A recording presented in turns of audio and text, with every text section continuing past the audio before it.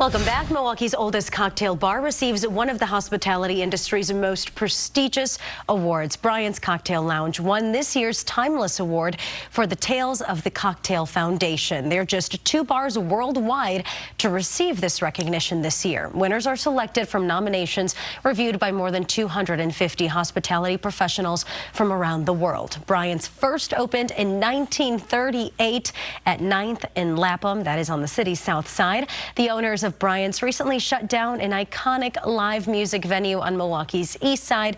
The Jazz Estate closed its doors last month after nearly 40 years of business.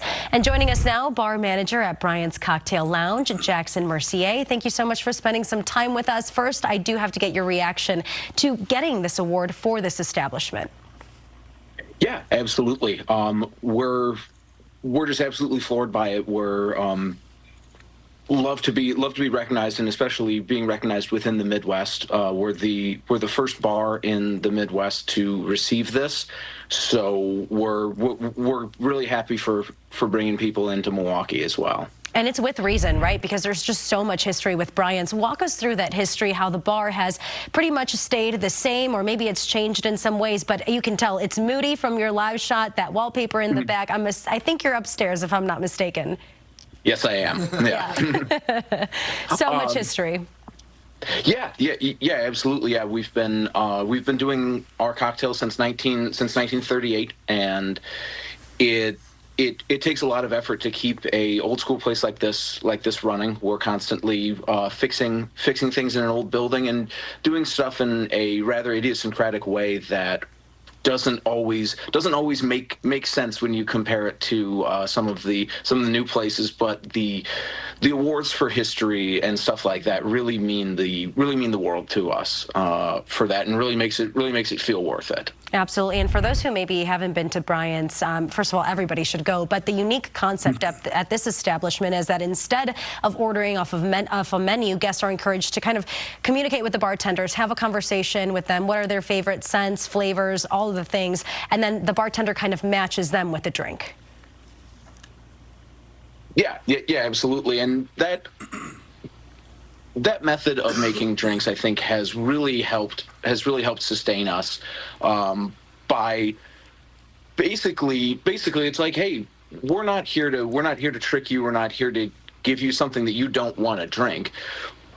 Our job is to make you something delicious, and I think it's truly a unique experience, and has certainly helped with the longevity of the place. I'm gonna put you on the spot here really quickly. Can you think of one of the most interesting concoctions a bartender has had to kind of put together for a client? I usually am like, I like pineapple, tequila, and spicy, and they're like, oh, a spicy marg. I'm like, well, probably, yeah. But anything that sticks out to you?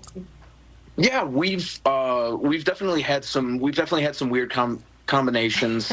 People do love to have the idea of, oh, I'm going to stump the bartender. One of the ones that I had to do, I was challenged to make a drink with peanut butter and tahini, so like a chili and lime salt. And they wanted it in an ice cream drink, and so it was like, all right, let's do something Thai inspired. Throw some basil and curry in there as well. And they were like, I fully expected this to be awful, and it turned out fantastic. And they were like, I was prepared to, like, it was going to be enough just to stump you. But then they were like, I'm pleasantly surprised. This is amazing. That's awesome. That's awesome. We have a little bit of time left. I do want to ask you about the legacy of the estate on the east side. Such a staple for that side of town, the Jazz Estate, for that community. Just your feedback to the community who has been with you guys through the end. Yeah, absolutely. It was a incredibly challenging decision, and a decision that we did not make lightly.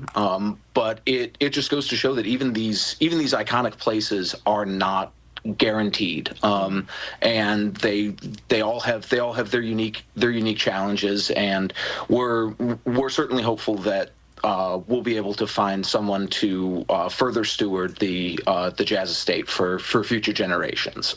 Well, we do have Bryant's Lounge that people can enjoy, and definitely indulge in the South Side culture that is there at that establishment. Jackson, thank you so much for your time, and congratulations on a huge honor. Diana, thank you as well. Yeah.